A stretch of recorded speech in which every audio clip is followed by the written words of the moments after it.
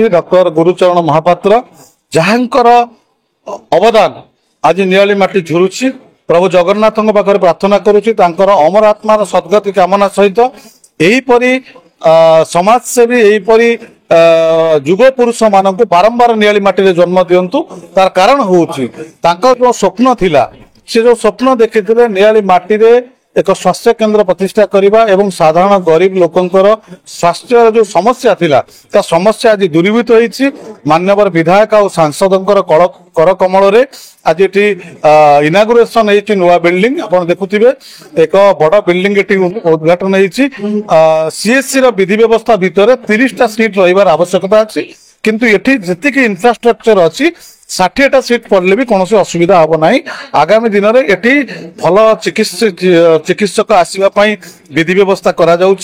आगामी दिन में आम नियाली अंचल जेहेतु सबुठारु पुरातन एवं बड़ मेडिकल एटा ये मेडिकल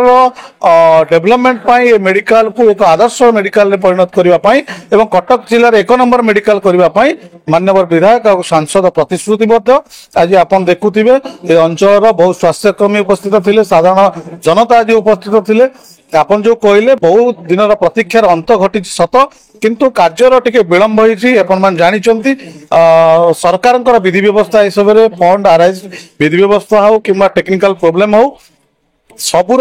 परिसमाप्ति घटी काली ठारू नियाली अंचलवासी एक भल स्वास्थ्य केन्द्र में निज स्वास्थ्य परीक्षा करेंगे ये विभिन्न प्रकार जंत्रांश अच्छी अत्याधुनिक जंत्रांश अच्छी तेणु आमे जो आशा और भरोसा थिला कि केबे मेडिकल इनागुरेसन हम केबे साधारण जनता ये निजर स्वास्थ्य परीक्षा करें साधारण जनता ये उपकार पाइपर तेणु आर अंत घटी काली ठारू यार उन्मुक्त द्वार खोला रबुदिन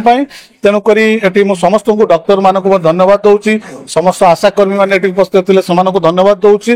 मान्यवर सांसद और विधायक को अशेष अशेष धन्यवाद दूसरी जहा हो यथाशीघ्र आज